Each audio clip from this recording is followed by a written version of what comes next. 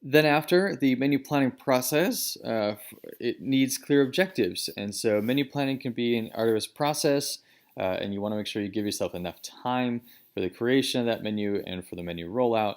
And it is important to recognize that menu planning process is the same regardless of nature, depth, and degree of task. So whether you're a small scale restaurant or a large scale restaurant, the process is going to be the same. You're going to develop new menus, you're going to upgrade existing ones or change them for seasonality, and then visually changing them due to suggestions from guests. So, whether that means including imagery of your dishes or different menu descriptors, these are all things that need to be in consideration of your consumer.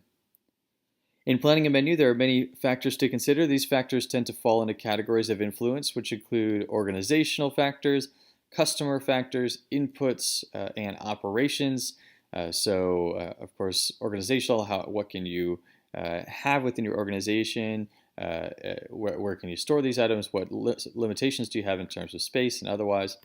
Then, of course, the customer, the demographics, sociocultural influences, and eating habits of a population must be taken into consideration when planning the menu. And so to take a look at things like demographics, which you'll get more information of when you take a marketing course, but just some trends to look at in statistics of population include age, gender, health status, ethnicity, educational level, of course, disposable income, socioeconomic status. These are all important to the menu planning process because they vary among population groups and change frequently. So the population, for instance, is aging. While it may be important to consider young consumers, we also have to consider where the money is. So right now, our parents and grandparents own much of the means of production in terms of disposable income. And so you want to be sure that you're also not neglecting those consumers that hold the most money and therefore buying power. Then also sociocultural. The term sociocultural refers to the combining of, well, social, sociological, and cultural factors of a population. And these factors include lifestyle changes, right? We have a lot of eating healthy and get fit initiatives, juicing and detoxing. Those types of things are a lot of trends in the recent time. Marital status, ethnic background, values, religion of the customer also greatly impact the menu. And so world travel, which continues to rise, exposes people to different foods. And of course, it gets your consumers to demand more of those new foods that they have now entered into their palate repertoire. Food habits are mostly based on ethnic, cultural, religious background, but in today's society, people are becoming more and more knowledgeable about those ethnic and regional foods. And traditional three meal a day pattern, as we noted, is changing, and fewer meals are eaten at home. More of those are being eaten out, and we're having less meals and generally smaller portion sizes as well. Nutritional requirements, of course, are very important as well. They vary depending on the type of food service and population that is served. Right, we need to be considerate of food allergies, celiac disease on the rise. In addition, we want to think, depending on our outlet, if you're working on a child nutrition program, those meals must comply with nutrient standards set out by the governing bodies of the American government, and those nutrient standards to quality as well for federal reimbursement. So you're not going to get your reimbursement of money from the government if you don't comply with those standards as well. Also to consider, you want to consider your budget, right? So later you'll take a class on food service finance or the food service production course, in which you're going to really practically understand the importance of the budget. And in retail operations, the amount to be budgeted is based on projected income from the sale of food. Generally, we use a 3x multiplier, which means that the cost of your item to the restaurant is going to be multiplied by 3, and then that's going to be the menu price. So we'll take a look at that later as well. This income must generate adequate revenue to cover raw food costs, labor, operating expenses, and allow for desired profit, and that's why we multiply by that 3x. Staff then, understanding the relationship between the menu and the availability and skill of employees are factors to consider in determining the complexity of the menu. So when you have a staff that's less knowledgeable in how to cook a fine dining menu, you might not be able to execute a fine dining menu no matter how hard you try. And so it's important to consider that and match it to the skill level of your staff. Not to say that the staff can't also be trained, and so you want to make sure you train them in the standard of care that you have in interest to your menu. Next then is equipment. You want to consider what the limitations of your physical space are.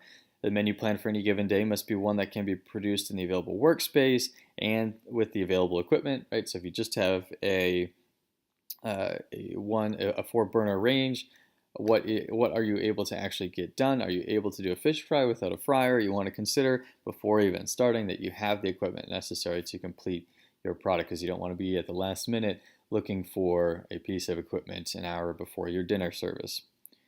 Availability of food is very important as well, depending on where you are geographically, as well as what can be shipped in, and of course the cost associated with that. The dynamics of the markets or sources of food may have a limiting effect on the menu, and the knowledge of fruits and vegetables and their seasons is important. There are, of course, many outliers to this as well. An example, 3 or 4 years ago, the Mexican cartel was holding up semis full of limes at the border, and so that limited the amount of limes and also increased the price, therefore, of the limes. Additionally, we've been having a lot of tariff issues with products that are being imported or exported. Right now, we can look at China and Canada as examples of that. If you're in the Canadian market right now, you're not going to be getting access to Wisconsin milk due to tariffs because 30% of our production has been lost in the Canadian market, and so that's being shipped elsewhere. So you want to be make sure that you understand how the global food system works and how small changes in other geographic locations can make a very big difference in our food system, right? 70 to 80% of our lettuce product is being brought from Salinas, California alone. So if an outbreak occurs there, how is that going to affect you in the upper Midwest or the Northeast or the South as well, where your restaurant is? Other things to consider are style of service. Are you going to be full service, fine dining, casual, fast casual? Fine casual is this new concept like in Shake Shack, fast food like McDonald's. Catering, are you just a catering operation or are you in a cafeteria setting? This style of service is going to really dictate how many offerings you have, what type they are, and how they need to be executed. Cafeteria and fast food, for instance, you're going to need to have kind of at the ready and ready to be sold, whereas full service and fine dining, you're going to have more opportunity to have time to create a more aesthetically pleasing and artfully crafted menu. Next up, we're going to talk about the actual development of your menu. So the process that it takes to create your menu is to plan, create, and evaluate. How far in advance of production and service menus should be planned depends on the type of menu, right? So if you're a fixed menu that you have every day, you're going to want to make sure you take time to think about that menu, because you're not going to be able to make a lot of the changes on the fly, and your customers are going to want the consistency and standardization of a menu that is consistent every day. Whereas if you have a more seasonal menu, you're going to be able to probably plan that 2 or 3 months out. And if you have a menu du jour, of course, you're going to kind of plan that every day as you go along. So the steps of your menu might include different categories such as entrees, soups and sandwiches, vegetables and sides, salads, desserts, garnishes, breads, breakfast items, beverages. So you want to consider what all are the items that you want, what are necessary, and what are the wants. And you want to create a nice mix of items that are low cost and higher in cost, but also considering the profit margin on each of those. And you'll look at that more in your food service production course. But to consider, you want to make sure that you have items which are not only expensive, but that are profit driving as well. So you may have an expensive item, but it may not be generating a lot of profit. And vice versa, you might have a product that's cheap, but generating a lot of profit. You want to consider characteristics of presentation, color, texture, consistency, shape, flavor combinations, and variety in preparation when planning a menu, right? Unless you're hosting a white gala, you don't want all of the items on your menu to be completely whites. You want to make sure you have a variation in color and have different shapes, consistencies, and so on.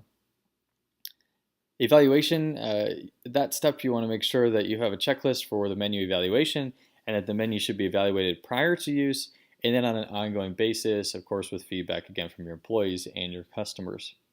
And a very valuable asset when we are in the food service management course, we do a series of menu testing to ensure that we have the product completed properly. So you want to make sure that you have uh, walked it through your restaurant so you know how to execute it in your kitchen, and that it's not going to get in the rest of the in trouble with the flow of the rest of your menu that's being created out of your kitchen. You of course want to make sure that you have the proper equipment for it then, and that includes plates and otherwise that will match that dish aesthetically. And then finally, as kind of shown here, you're looking at the aesthetics and taking the picture so that you're seeing it from that consumer end, and also able to then pitch that to the consumer with a artfully crafted picture. So you want to make sure you do all of that before rolling out the menu so that you're not dealing with any major troubles in the when you open your restaurant or when you begin that menu. So I just want to take a look then at a couple of menus that I like and dislike for a number of reasons. So if we take a look at noodles, I think this campaign has did very well. They've since changed their menu, but one thing that I believe it was Mr. Reddy, who was a executive for both Noodles and Company. He went for a little while to McDonald's, but then also to Chipotle, and Chipotle is really where he began. And he did a lot of work to create a very streamlined menu. And when you're dealing with an organization which is a fast casual like Noodles and Company, you want to make sure that you have a menu which is, of course, aesthetically pleasing, but then also easy to understand and comprehend. So I wasn't able to get such a great picture of the menu board that's in the restaurant, at least not blown up. But one thing that they do very nicely in terms of menu design is they make the price very simple and easy.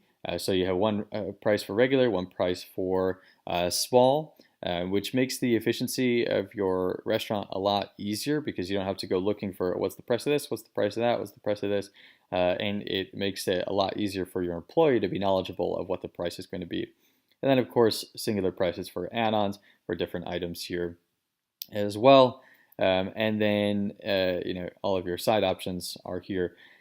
Then in the previous picture, you can see the different sections, salads, so on and so forth. Previously, they would categorize these by the the region because they were known as the World Kitchen. So you kind of have your Italian or European themed items, you have your Asian themed items, and more American themed items, steak stroganoff, spaghetti, so on and so forth, and then your soup category here.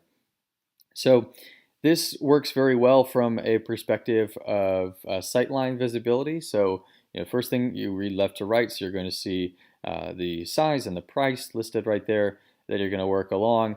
Other things that they've done very well is to include the menu descriptors, which are right below here. So tantalizing items that entice you to buy the particular item, and explains all the items that are in that dish, noting, of course, any allergens or otherwise is important. You can hardly see here, but the V for vegetarian, meaning that there is an opportunity to have that item vegetarian. And then another thing to note is the truth in menu laws, which require that menus accurately describe the food to be served, so not only those ingredients, but then also you can see the calorie counts and items of that nature, which are often required by many as well. So giving misleading names to menu items is ultimately illegal, and you can be held legally accountable. So the manner in which food choices are presented to potential customers can have a significant impact on the sales, whether or not they get confused by the menu. And of course, it should appeal to the guests, stimulate sales, influence the client, and be clean and simple in design and format. And one of the cleanest, simplest designs I know of is the Chipotle menu. Also, again, created by Mr. Reddy, who did the Noodles Company menu. Here, you say the same kind of thing, left to right, very few words, right? It's like a billboard, six words for 6 seconds. And you go from left to right. So you start, okay, I'm going to choose one of these options. I'm going to choose my meat. I'm going to choose what goes inside. Guacamole, of course, is extra. And then, there's a featured item just to kind of break up the menu, and any sides, extras, and beverages that you're going to find here. It's very clean, crisp menu. Of course, you're walking down the line in a Chipotle, and so you need to be able to make those decisions fast, efficiently, and also that food then can be served efficiently as well. So I think that Chipotle menu is a really great idea for a quick casual concept. One of the menus on the other end that is perhaps not as great is the Culver's menu. Now, Culver's, of course, is a Wisconsin chain based on the idea of like a old-fashioned supper club, but done in a fast food style. Now, don't get me wrong, I love Culver's. I love their food. As a born and bred Wisconsinite, I will rep them till I die. But the issue that we found with Culver's is the overwhelming number of options that you have and the different ways to change the menu to your liking, so on and so forth. And so studies have been done in which they've taken consumers with body cameras on them, and they go into the Culver's, and we see how their consumer experience is. And one of the things that they realized was that they sit, on average, if it's their first time in a Culver's, for at least 5 minutes, scanning through the menu and trying to decipher and understand what all is available on that menu and ultimately what they're going to decide. The more time they spend there, the less likely they're going to perhaps enjoy the food or buy more because they're sitting in overwhelming of what Barry Schwartz calls the paradox of choice. I definitely recommend that book for anyone who's kind of in the menu design game to understand how sometimes when we provide so many options for customization that we have too many problems narrowing down our choice. So he uses as a metaphor the grocery store, right? When we go in to buy our cereal, for example, how many different types of cereal are there?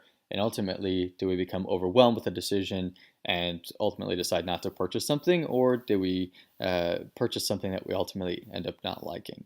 So that is to say that if we streamline menus like that, especially when you're in the fast casual or fast food business, like Chipotle or Noodles and Company, you're going to have a great return on investment. You're going to be able to move through customers faster, and of course the turnover creates more volume. Now that's not to say when you move to a fine dining or something that the same rules should apply, but of course you want to make sure that you apply the idea and concept of your menu to that concept and the mission statement ultimately of your business, right? So if you are if you pride yourself on seasonal ingredients, you may do a fine dining menu and focus specifically on those ingredients. Whereas if you're fast food or fast casual, you're going to want to have the most efficiency as possible.